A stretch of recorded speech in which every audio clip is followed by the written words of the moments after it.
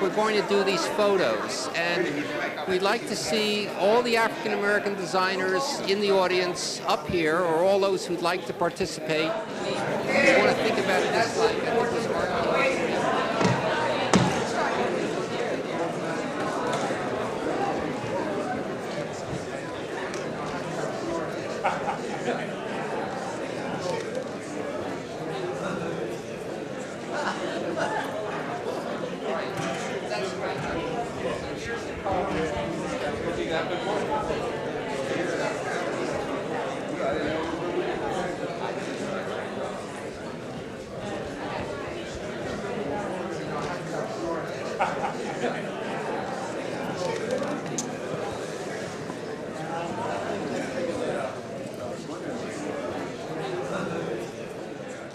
I'd like to welcome you all to this final part of the program, which we're calling A Conversation with the Pioneers. All of these gentlemen sitting here were really not absolutely the first generation, but they came into the field when it was difficult, if not impossible, for African Americans to work in the design field. I think every person on this stage faced obstacles that maybe a lot of young people might not face today. They had to struggle through a lot of difficulties, and every one of them triumphed in an absolutely magnificent way. First, I'd like to tell you about Vince Cullors, who's sitting on my left. In 1956, he founded Vince Cullors Advertising, the first black-owned full-service advertising agency in the United States. The agency pioneered in targeted marketing to the black consumer. In the late 1960s, it gained prominence with its innovative ads for Ken cigarettes and Afro Sheen. Past and current clients include Sears Roebuck, Lorillard, Amoco, Pizza Hut, Coors Brewing Company, the U.S. Treasury Department, and the Chicago White Sox. Charles Harrison, who's sitting next to Vince, is a graduate of the School of the Art Institute of Chicago and the Institute of Design. He is currently adjunct professor of industrial design at the University of Illinois, Chicago, and was formerly a senior industrial designer and department manager at Sears Roebuck and Company, where he worked for more than 32 years. At Sears, Chuck was responsible for hundreds of products, including sewing machines, televisions, furniture, and lawnmowers. He is also known for his design of the Viewmaster, one of the icons of 20th century Americana. I'd like to mention now Andre Richardson King, who's sitting next to Chuck Harrison, who's a graduate of the University of Chicago and the School of the Art Institute of Chicago.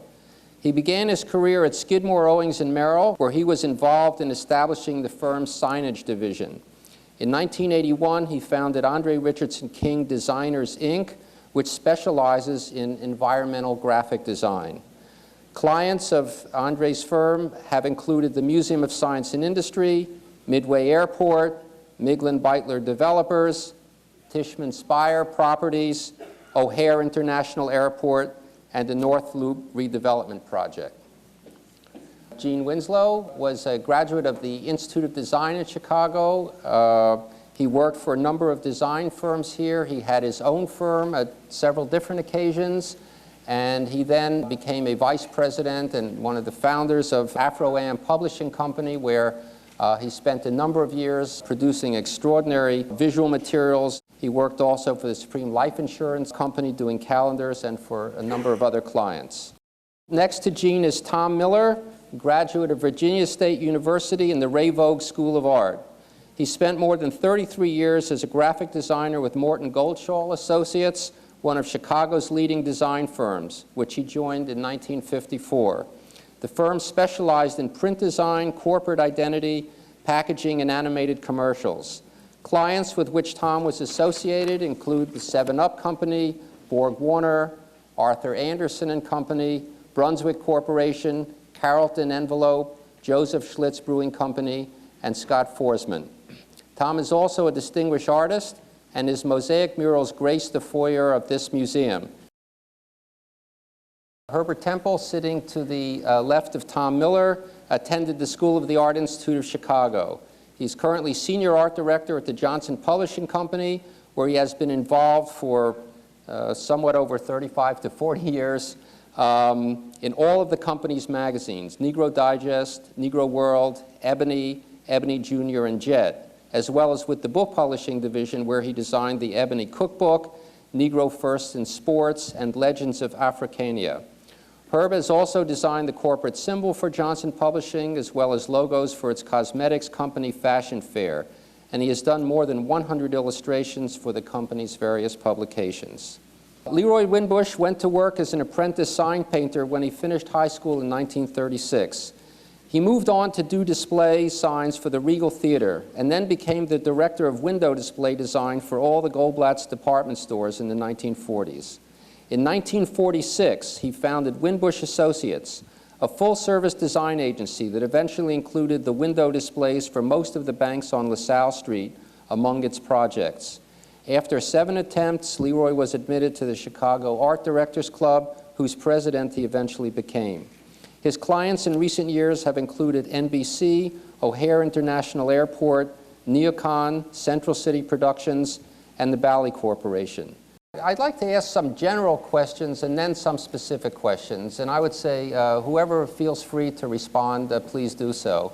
Following on what some of the younger designers mentioned about how they began with the love of drawing and so forth, I'd like to ask any of you who want to start off to talk about how you first became interested in art and how that interest led you to think about something called design. As a young child growing up, I was interested in magazines and newspapers that my mother was bringing home from one of the executives that worked at one of the advertising agencies downtown. And he would, my mother told him I was interested in art, and he would give her Collier's, Saturday Evening Post, all of the magazines. We couldn't afford them at that time. And she would bring them home. And I would begin looking through the magazines and became enthused with the illustrations. And I would say I try to duplicate some of the illustrations, and before long I knew just about all of the illustrators and their styles, and I guess I got interested in trying to be an illustrator, and eventually that's what I wanted to do. Growing up as a young man in Evanston, that's where I grew up, the blacks didn't have any outlets at all. We all hung out at the YMCA, and they didn't have any classes there for us that pertained to drawing and things of that nature. And when we moved to Chicago, I became interested in the Southside Community Arts Center. And that's where I met a lot of these guys that are on stage now. And there, I met a guy by the name of Leroy Winbush.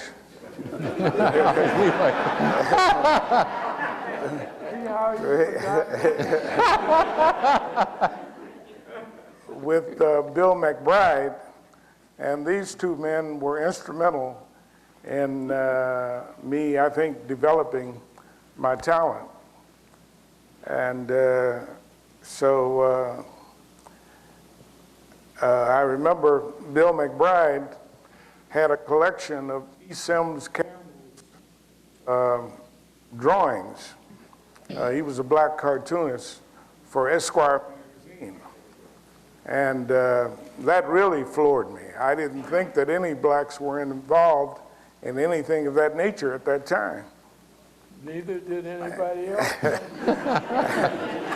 And so I tried to adapt his style to my work. He was a terrific watercolorist. And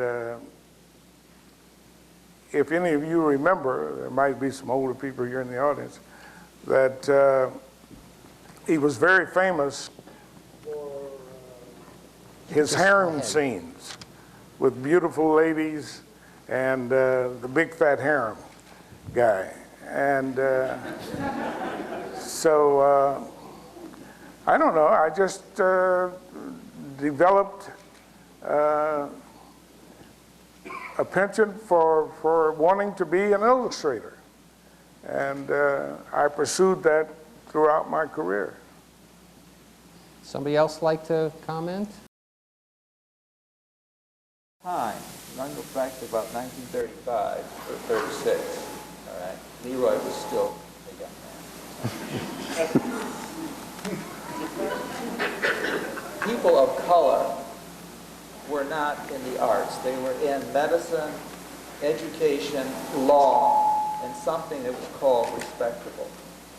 And we were told we do not participate in the arts, we support it. Well, I had an aunt that dated Jackson Pollock. She knew Sanford White, and she also knew Margaret Burroughs. And I met Margaret. She was the first woman that did not have her hair fixed and wore sandals. Okay? And she was a big impact. Now, whether one wanted to be in the arts is another story, because one did not do that because you didn't make money out of it. And I guess the impression was these people were different. People at that point were doing art for art's sake. And if you wanted to participate, you sort of looked at it as something that was going to happen, that was pleasurable. It wasn't economic, certainly, because you couldn't make money out of it. Right? I won't continue with this. You used to ask a question, so I'll shut up. Actually, Vince, when I interviewed him, he talked about drawing pictures of Abraham Lincoln. Oh, that was one way I got through high school. I didn't have to go to class because my teachers had me drawing Abraham Lincoln all the time from various programs.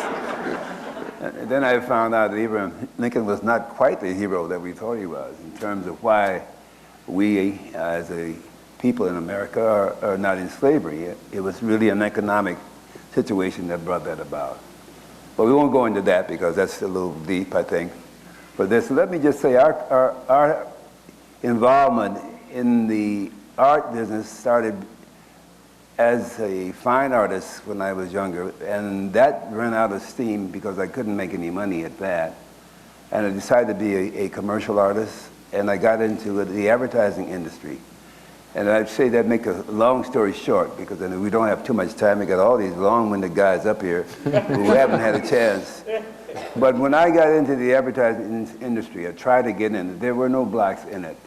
And there were no opportunities for blacks to get in the industry because that's just the way it was in those days. So that's how we started. We had one purpose in mind, and that it was we were going to open that door. Well, maybe to follow along with the opening the door, I could ask Tom Miller to talk about what it was like when he was at the Ray Vogue School and the expectations he had that weren't met, and then how he made his way to get to his to Goldshaw. There was a time in my life when, as Vince just said, there weren't too many blacks involved. And I think I was about the only black person in the school at the time. Then another gentleman came in. But I was promised a job. I came out of World War II, from overseas, out of World War II, and went in the school under the GI Bill, and I was promised a job the minute I came out, of which I didn't get. So I was one of the few people who graduated from that school who didn't get a job, and that was mainly because I was black. But that didn't stop me, obviously, and eventually, I'll cut this short. I got a job with Mort Goldshaw, and I stayed with him 33 or 35 years, and retired from there. So that's in a capsule about what it was. It wasn't as explicit as I could be, but I don't think I have that much time. Leroy, maybe you'd like to say something about how you got started, because you came up through a different route. I think that I have to make this statement before I talk about myself, that we have an obligation to the next generation to get them involved in the design field. What we are beginning here is just the beginning. And I would like to see us get together all of the various organizations that are doing the same thing to really make an impact. Because if you think about it a little bit, look at how many people are here, but compare this to the whole state of Illinois.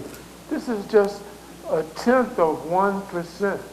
We are just still in the beginning, even with what we have here. It's still the beginning. So I would like to see us really work this thing out so that we make an impact. Now, to talk about myself, we don't have 3 hours for me to sit up here and talk. No. We have a couple of minutes, Leroy. I have to forget about that. I have to hop, skip, and jump. So what I will do is tell you in the beginning, when I worked at the original Regal Theater, my shop was under the stage of the theater, which was an exhilarating kind of an experience. I met every famous entertainer that you can think about. The Nat King Cole Trio, Billy Eckstein, Duke Ellington, Cab Calloway, Ella Fitzgerald. And I got to tell this little funny story. I was sitting on the stage, backstage, looking at the stage show. And Ella Fitzgerald came over with the flowing dress, and she says, "May I sit in your lap because I don't want to get my dress wrinkled." Now, how could I refuse? So here, she's sitting in my lap, and the band is playing, and she's singing right in my ear. What an experience. And I could go on and on and on, but however, that was one of the highlights in my career.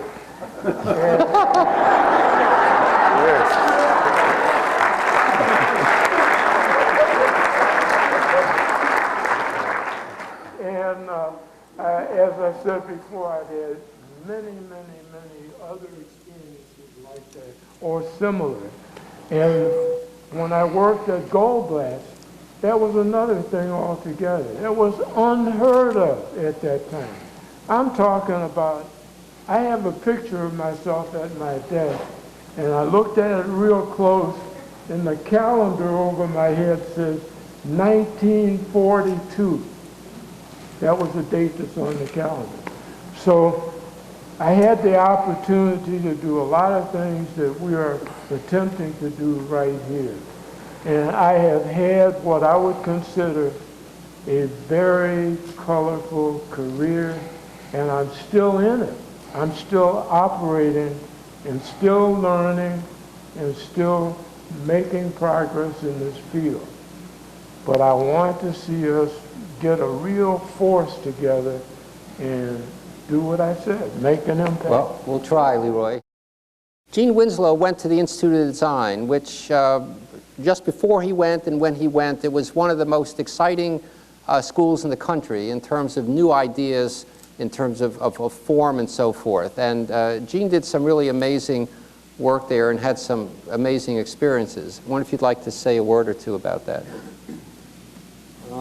Although I lived in Chicago and was also like neighbors of the Institute of Design, I actually heard of it when I went to visit my brother in Mexico, who was an artist, painter. And his friends said, "You live in Chicago and you don't know about the Institute of Design?" So when I returned to Mexico, I contacted the Institute of Design, and my concept of art broadened from that point on. I never thought of art again as painting pictures or a canvas or anything like that. I saw design and the avenues for design in every aspect of our life. And that's pretty much the way I've followed my art and design talents. I've been a cartoonist, I've been an artist, an illustrator, I've painted pictures, I've done mechanical design, mechanical illustration for an inventor named Stokes, who some of you may know. But I owe my whole awakening to the concept of art to the Bauhaus, which was started over in Germany by Gregor Kepish and Maholy Nagy. And they gave to my small concept of art a breadth and depth which I have not been able to plumb to its extent even to this day. Just to get a comparison, I'll ask Chuck Harrison to talk about his time at the School of the Art Institute and the mentors you found there. Well, I got into the Art Institute sort of by default, but I was happy to get there. I first of all didn't get into art in this whole area like most of the other people here who got in very young and with someone in the family who kind of was able to coach them along. I got in under desperation. I was in college, in my first year of college at 16 years old. Shouldn't have been there, but I was. And I was flunking out. I had an economics major, and I had been put on probation. And my next thing was to be sent back home, but I tried art, and it worked. So I stayed.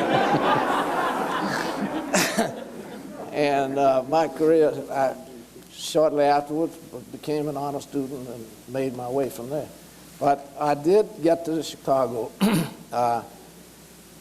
to study industrial design. At the time, there were only 5 schools in the United States that even offered curriculums that had a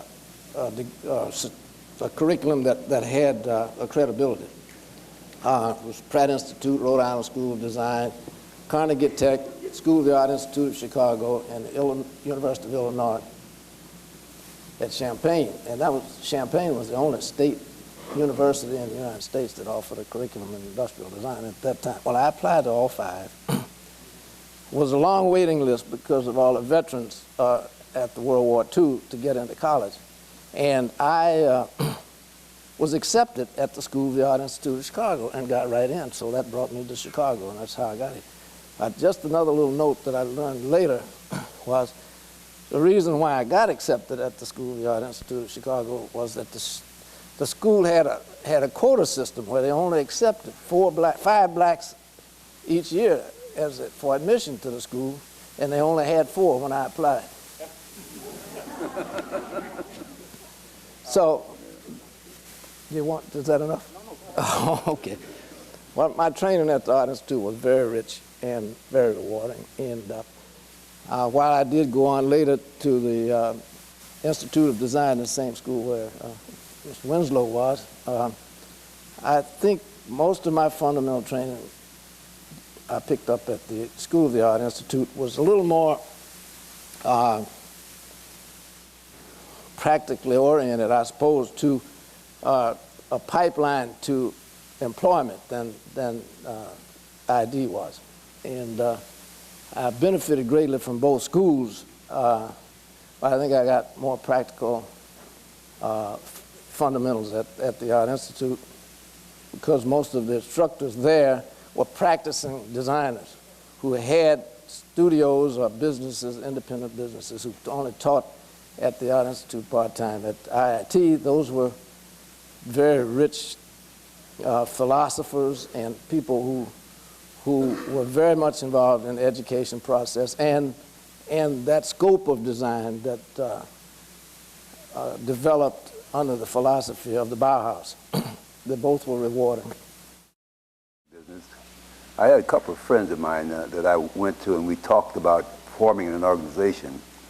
And one of them sitting there in the middle here, Mr. Gene Winslow. And we had an organization called Colors, Jones, and Winslow. And our office was in a garage station. Now, that's a very small place. We had to turn around and pass by each other every day. But the whole concept was that we had a great thought of getting in the ad business because we knew that's where the money was. But we couldn't get any clients that could pay us. So I think our business kind of went by default because we couldn't keep it together. But I think I worked under Leroy Winbush over there at Ebony Magazine for 2 minutes, I think. I enjoyed working with Leroy and worked with her. I don't know, my career has been one that has kind of went the gamut. Being inspired by the Leroys of the world and the Herbs and the guys who are doing things. Johnny Johnson at Ebony Magazine certainly was an influence on me. But my whole thing has been to try to introduce the talents of African Americans, our blacks, as my friend would rather be called. I'm not going to talk about the conversations I've had. Get them involved in the business. And as a pioneer, so to speak, that's still an opportunity and it's still not a fulfilled goal. So I would like young people, as I think Leroy has said, to take a look at the advertising and marketing and design field and try to be good at it, but try to get in it. Of course, I was told that I would go to a university, I would be a doctor, I would be a lawyer, or something that was presentable and worthy and follow in some footsteps. So I'll run a very quick gamut which might explain a lot about that and leads to Skid more quickly. My father flew his own plane, 1934. I saw the coming of the war, 1939. Had an aunt that came back and said Hitler is ruining everything in Europe. She came back on the Aquitanian line. Well, these are all impressions that you're beginning to get about life and how you fit into it and people. Now I'm going to say this for what it's worth because it also leads up to SOM. The creative process does not have a racial face. It comes from inside of individuals, regardless of who you happen to be, where you're from, what strata of society, and on and on and on. You are the one that has to recognize that if it becomes a green light in your life. So when I was told that I was going to go, this was after the military, I left that out. The Air Force had a lot to do with it. 4 years of that, seeing what happened in Europe and on and on and on, people living in basements, seeing the lights turned on in Europe for the first time, all affects one's psyche. Came home, took a job at the post office, throwing mail. My father almost had a fit, right? He said, "What are you doing?" I said, "I don't know, I have a job." He said, "Go back to Europe until you make up your mind what you want to do with your life." So I did. Europe, Africa, a few other things, bad enough, Congo, a few things like that. Coming back to the United States, I still had no concept other than I was going back to school, and I got a summer job working at Skidmore, Owings in Merrill because I knew Air Force procedures and a few things like that, and met chaps like Walter Netsch. Oh, I left out, at one point in this ongoing thing, I applied for a job at a studio, and there's a guy by the name of Leroy Winbush there that I had I was 15 years old, and I had met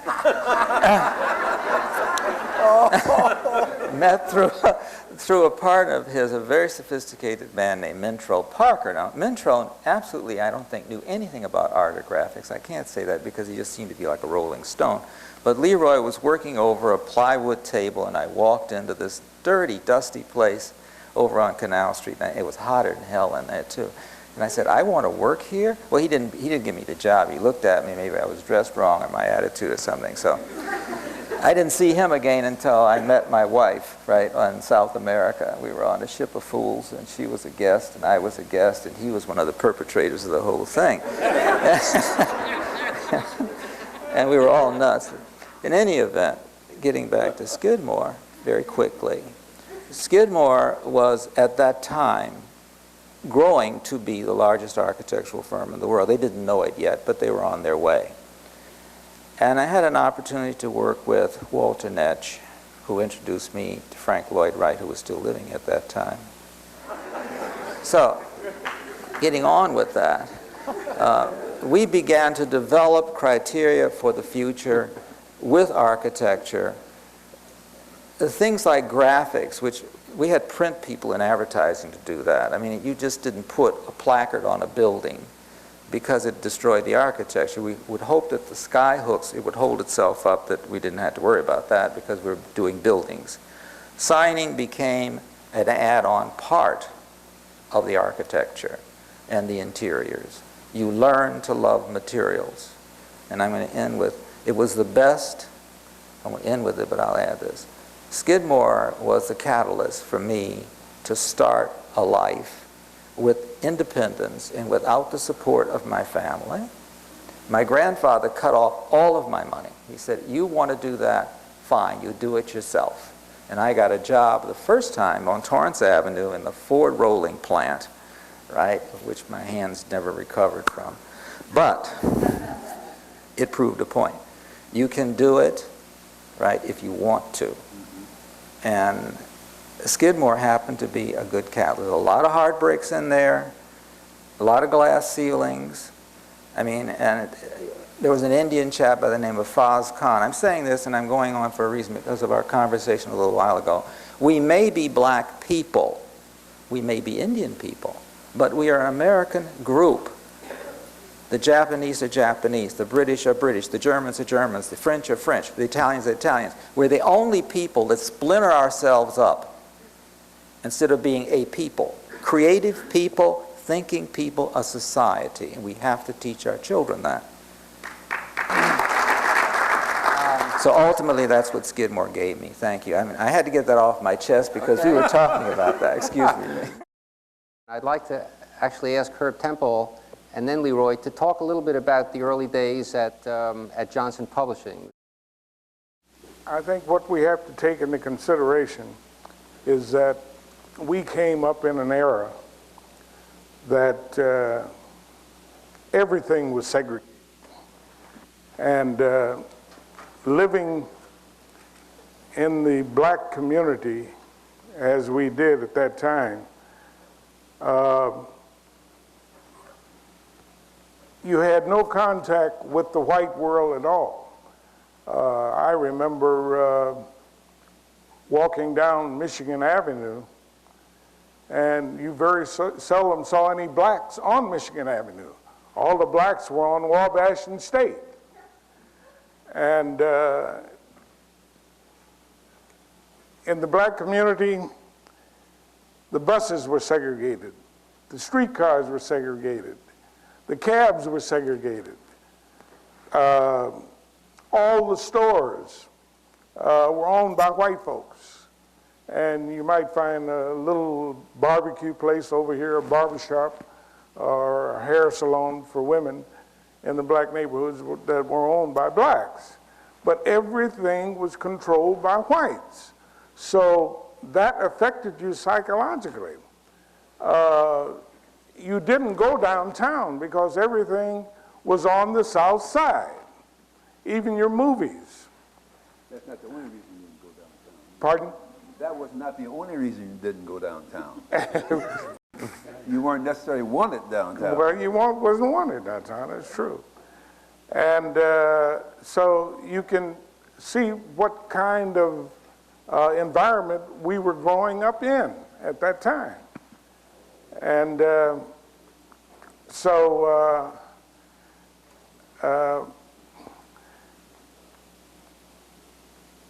it was quite an experience for me. I really didn't understand the difference until I went into the service. And in the Army, your officers were white. And it wasn't until I returned from Australia that I think it was Truman that passed the law that integrated the services. And, but you still were saddled with this feeling of not being a part of everything that was happening. And so when I came back from the service, I was just a soldier, young black boy, emotionally still a child. And so I remember telling my mother that I've got to have a job. I'm back now from the service. So bless her heart, she saw one of the religious leaders that where she attended at his church, and asked him would he give me a job out at the stockyards. And so he said, yes, send him out. So I went out to stockyards and went into this room, and they said, well, what we want you to do is put on 2 suits of underwear. And then they put me on some kind of a coat or jacket and said, your job is to push those half cows over on the other side there and clean the blood out of them. And I said, okay, hey, this is a job. So I proceeded to do this. And after a week, man, my muscles were so sore, I couldn't lift my arms up. So I told my mother, I said, hey, that's not for me. I'm going back to school. So she said, well, it's up to you. Do whatever you want to do. So I went down to the VA and applied. And they said, well, in 3 weeks, Mr. Temple, we'll let you know if you're qualified to go back to school. So finally, I got my transcript to go back to school. And I went down to the Art Institute. And here was a new environment entirely for me. The kids that I was in class with were talking about Machiavelli and the discourses, and discussing Will Durant and his pleasures. I said, what the hell is all this, you know? And so I was introduced to all of these new things and concepts, and it changed my life completely. All the dudes that I was hanging with on the south side, I forgot about them and started hanging out with the students. And it just changed my whole life. And after I spent, 4 years in day school and 3 years in night school, and we were sitting in class one day, and so I noticed that the teacher was calling all of the white students up and speaking in very low. I said, what the hell's going on, you know? I said, he hasn't called me up there. I said, I'm supposed to be one of the best students. So at lunchtime, I contacted a friend of mine, and I asked him, Noel Daggett, who's a white guy, and I said, no, I want to see you a minute, come in the bathroom. And he came in the bathroom. And I said, what's going on here? Why is he calling all those people up there? He says, he's giving us jobs. And I said, what? Giving you jobs? So I didn't confront him with this. And I went and saw the assistant dean, Mrs. Hamill. And I explained the situation to her. And she said, Herb, that's one of the things that we have no control over. The teachers are professionals, and it's up to them to select who they want to go out on these particular jobs. She said, but I'll tell you one thing. I'll give you a listing of all the agencies that are up and down Michigan Avenue, and I'd like for you to go to some of these agencies and see if you can get hired.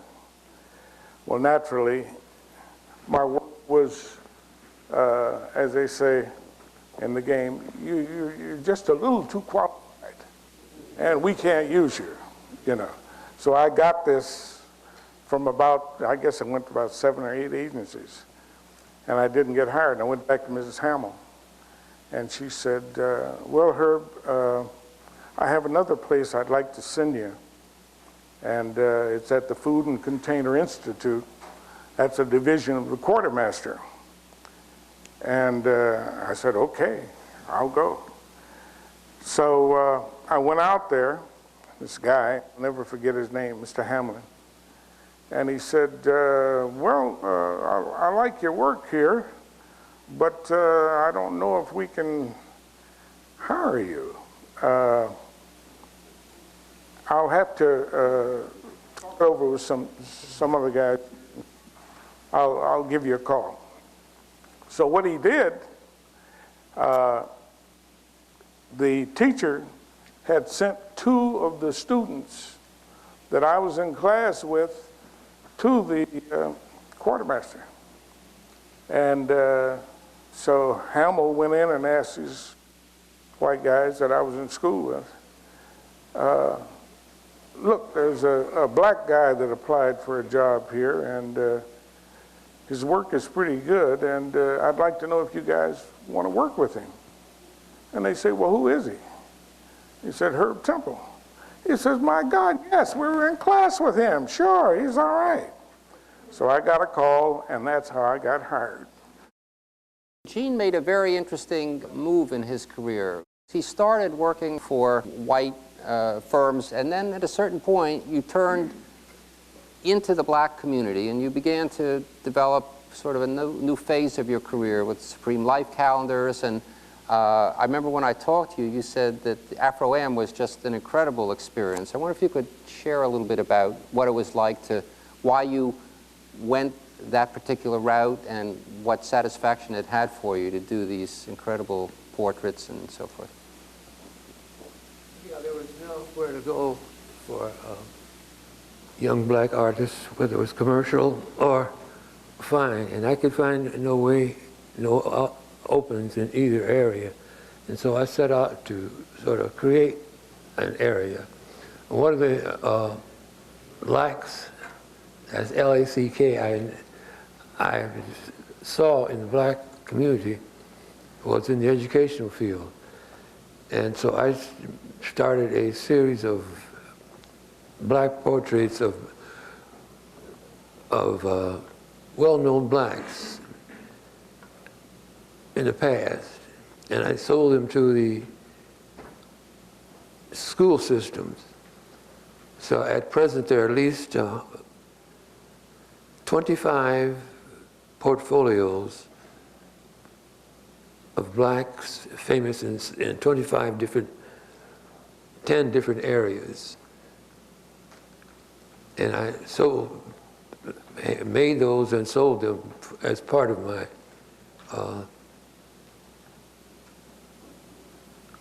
art career. Some of these pictures can be seen in the schools today. They're about 11 by 14, and they're 2-color. And down in the lower right-hand corner is my name.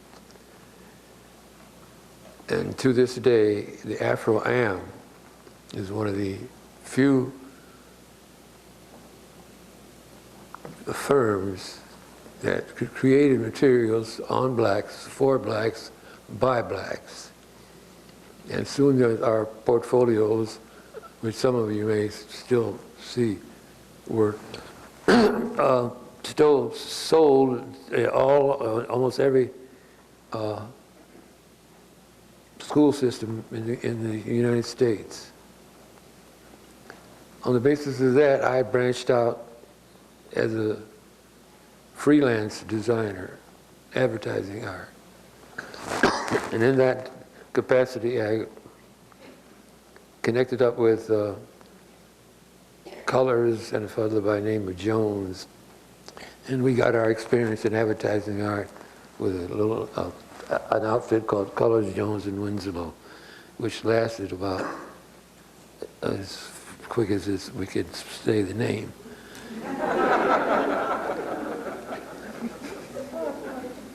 But it did give us an experience in the advertising field, and a matter of fact, of advertising per se. And I think that probably Colors got the best education from that experience.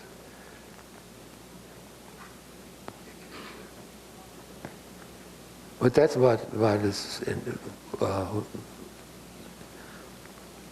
And then I start freelancing and servicing black enterprises, barbershops, so forth, making their little cards and so forth, calling cards. And for a while I made a little living of doing that.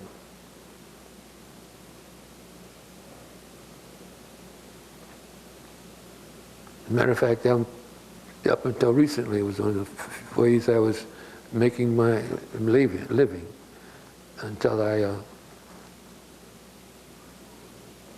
wrote and illustrated a book, 2 books on black history.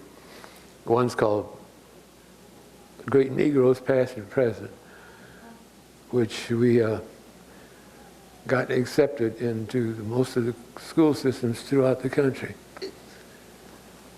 And to this day, it's known as one of the best books on black history going. I wrote another one, a second one, which is not as popular as the first one, partly because it was the second one. But it did cover personalities and events and so forth that the first one did not. And it's still being sold. And after I began to sort of make a living after my freelance work, book publishing, we started a company called Afro-Am and published books and 11 by 14 pictures of over 100 different personalities, which we sold to the schools. And that's why I made it up until just recently.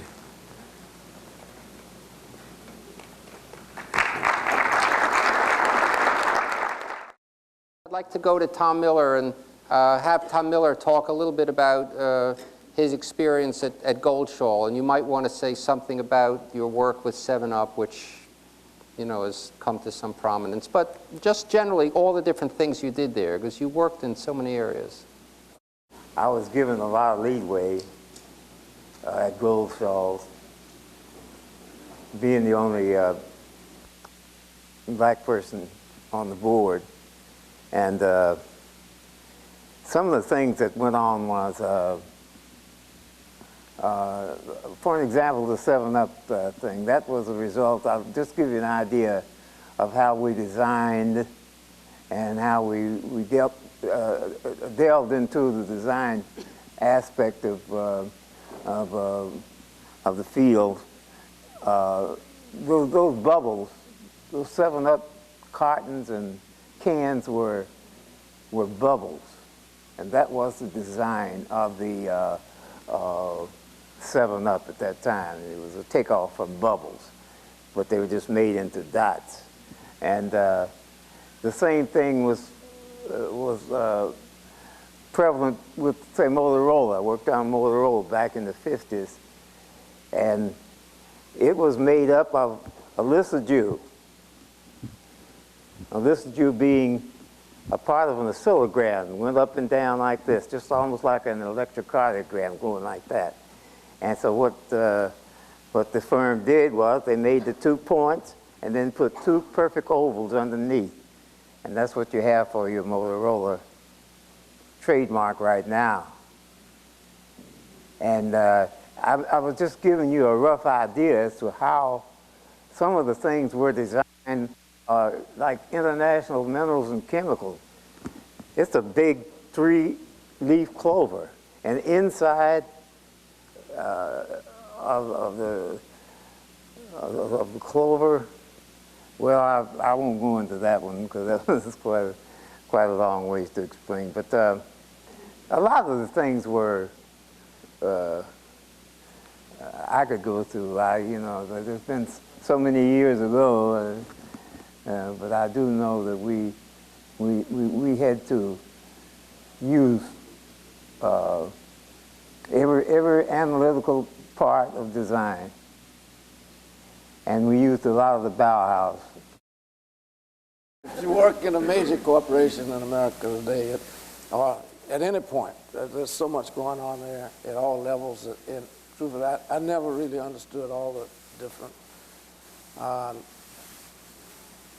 rules at each level of the game. But in any case, it was very difficult for me to get in there in the first place. And in fact, the first time I approached Cicero to get employed, I was about 1956, just to give you a little time frame. And this is not identified Sears as any different from any other major corporation in America, but just to tell you what the climate was like at that point across the country. I went out because I had some classmates, people that I attended school with, who were working there. Now, I had been all over Chicago, looked under every rock in town trying to find a job, and I couldn't find nobody would hire me. I mean, the people would say, oh, they're hiring over so-and-so. I'd go over there and they say, oh, you know what, we just filled that job and we don't need anybody. So I was the answer to everybody's shortage problem. I'd just show up. They didn't need anybody anymore. You know, and, but I solved that employment problem. You know, but when I went out to see Roebuck, and my friend said, well, they have an opening out there. And just by coincidence or a real stroke of luck, the fellow who was managing the industrial design group at that point had a propensity or an empathy for people with difficulties. And he proceeded to try to hire me at Sears. And we started the employment process, and like it's true in bureaucracies of all large ones, there's a lot of unnecessary stuff you have to go through. And after about the second or third interview, this guy was very uncomfortable in his chair, and he said, you know, I have to tell you this. I'm embarrassed by it. He said, but I've just learned that Sears Roebuck has an unwritten policy against hiring blacks. Now, fortunately for him, there was no law in place at that time about unfair practices in hiring. I mean, that was just America. I mean, they could tell you that. In fact, may tell you don't even come in the building, first place. But that was the state of life at that point. Well, so he did give me a freelance opportunity where I was able to work there for about a year or so, just as a freelance person, and I would do my work. Again, he'd give me an assignment, I'd do it, I'd bring it back out, deliver it to him, and I'd build a company for it, and they would pay me. Well, that went on for quite a while. And to try to cut through this and get it short, I got a job with a former instructor of mine, and went to work for him. He called, says, I'm expanding my operation. Would you consider coming to work for me? I said, I'll be there before you close. He said, no, he said tomorrow soon enough. And so I got started with him. And quite luckily from that point on, I really never had to look for another job. People would call and say, well, I saw your work. Someone said they interviewed you. Would you come over and talk to me? Or would you consider working? And so that's unbelievable, but it happened. In any case, about 5 years later, I got a call from Sears Roebuck again saying, we can hire you now. Huh? They changed the policy. Yeah, they said, we can hire you now. By this time, I'm working in a firm on Michigan Avenue, right? Michigan and Wacker all come together.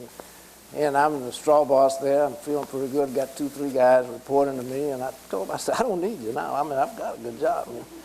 They said, well, why don't you come out and at least talk? And I did. Because quite honestly, I was really kind of exhausted with working in these small consultant firms. I mean, where you work all night and get a hamburger about 11:30, and maybe at 5 o'clock in the morning, you may go home for an hour or two and report back for 7 o'clock, or work all weekend.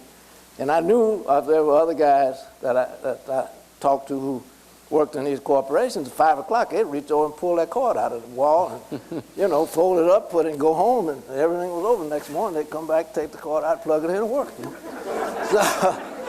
So that's the kind of job I wanted. I wanted.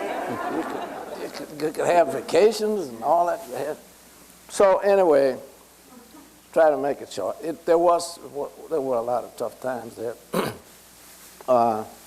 but as fate would have it, I came in there under great duress and stayed over 30 years. And at the last few years that I was there, probably 10 years or so, I was a manager of the Industrial Design Group. So that's kind of a turnaround. It's not quite as dramatic as Wendell was coming out of prison and becoming across. But, but it's kind of thing. There are 3 people, Leroy and Andre and Vince, who started their own firms. I'd like to ask each of them to just say something about what it's been like to be on their own, and then we'll bring things to a conclusion. But I just want to tell one little quick story here about my designing the Illinois exhibit for the New York World's Fair. And in doing that, I got the opportunity to work with Walt Disney. I sat in the legislature with him to defend the use of the Lincoln figure, which was a prototype for the Hall of Presidents. Everybody objected to using Lincoln.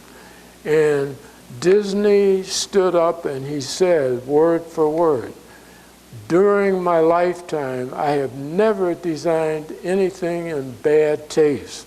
This is merely an experiment, a 3-dimensional effort, and that's all it is, just an experiment. And so everybody applauded, and they allowed me to use the Lincoln figure as the theme of the Illinois exhibit.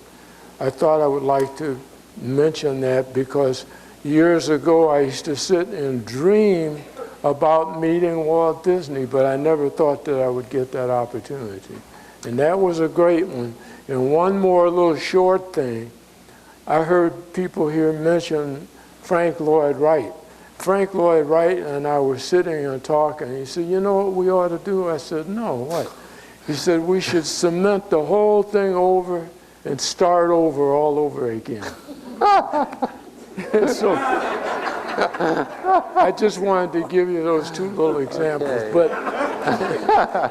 But as far as me starting in a business, it was quite a challenge, and I took on the challenge, and it went quite well. I mean, I would say that what happened is I recognized that there was nothing being done in the financial field, and I created 3-dimensional exhibits on LaSalle Street, and at one time did work for every bank and every savings and loan in this city at the same time with all different ideas. And in doing that, we became the most outstanding company in the United States doing financial displays. And so what I'm saying in essence is you sometimes have to recognize a need and then fulfill the need with whatever is necessary. And that's what I did. And now that's sort of obsolete because of branch banking, but it was quite a thing at one time. So that was the thing that accelerated my whole business. Well, that actually makes a nice segue into Andre, who actually founded a firm in 1981 to meet a need as well.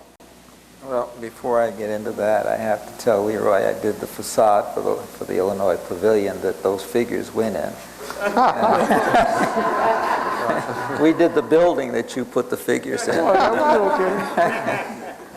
No. I wondered about that building. Well, that's the curving wall. I know you had a problem with that, right? Plus the fact your figures didn't work all the time. Jefferson kept blinking when he was supposed to look straight ahead. Being an entrepreneur, if you want to use it, being foolish enough to take the plunge. And I should say we started at Skidmore as a summer student and ended up as an associate partner 27 years later.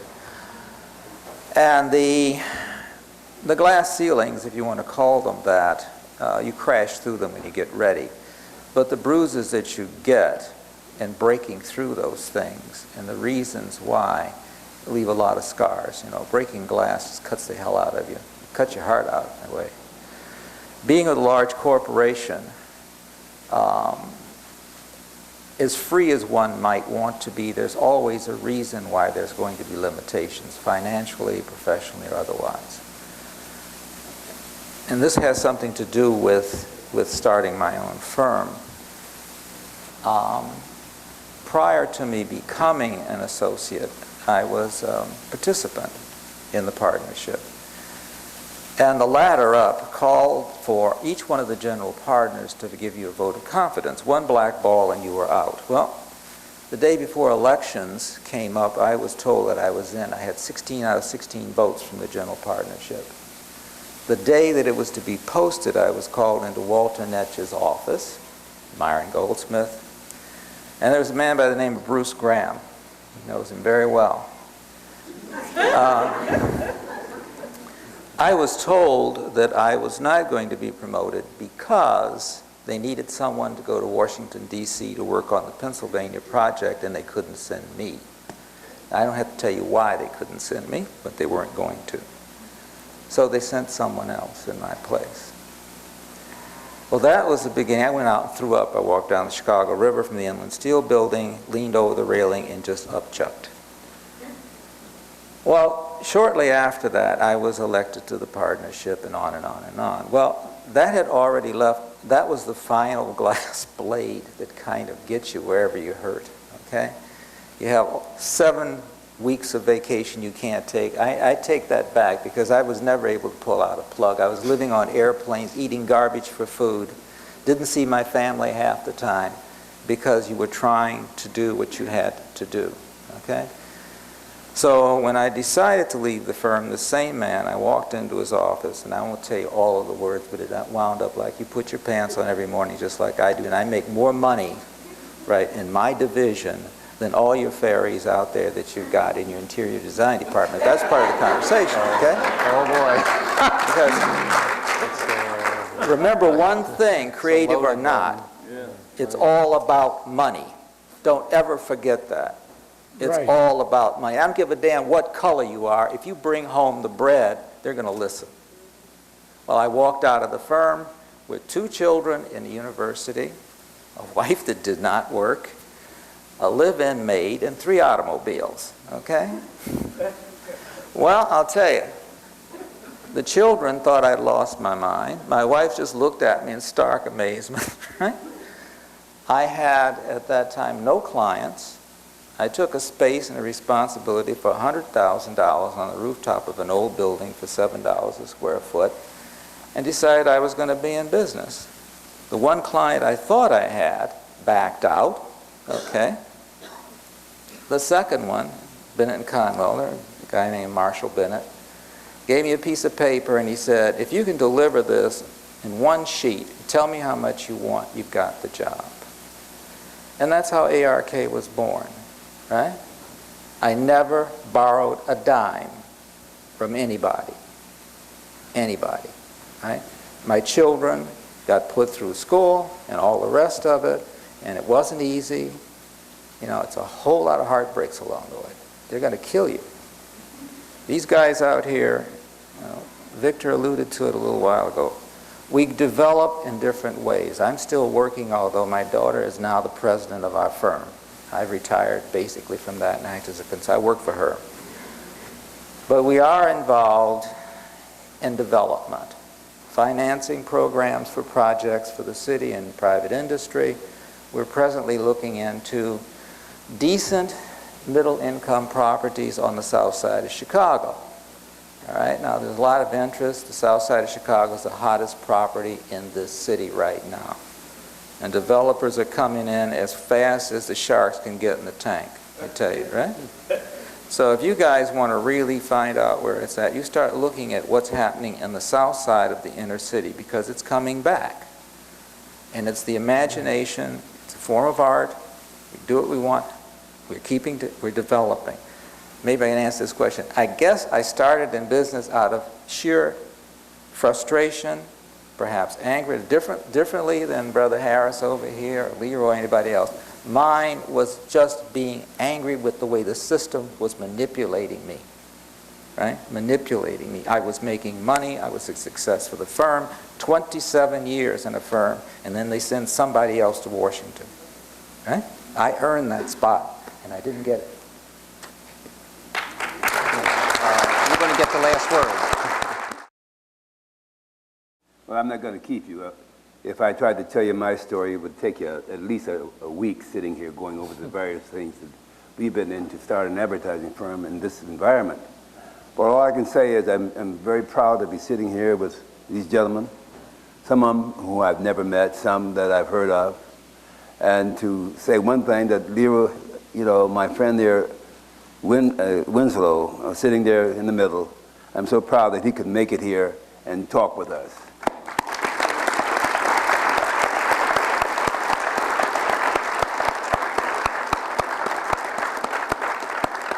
That's kind of the spirit that it took for most of us to get in business, to go sometimes when you didn't feel like it and you didn't know whether you're going to win, but I'm going to make it out anyway. So I would just say that it's been an effort for most of us in one way or another. But I think we can all say we made it, but we aren't finished, and let's keep on moving.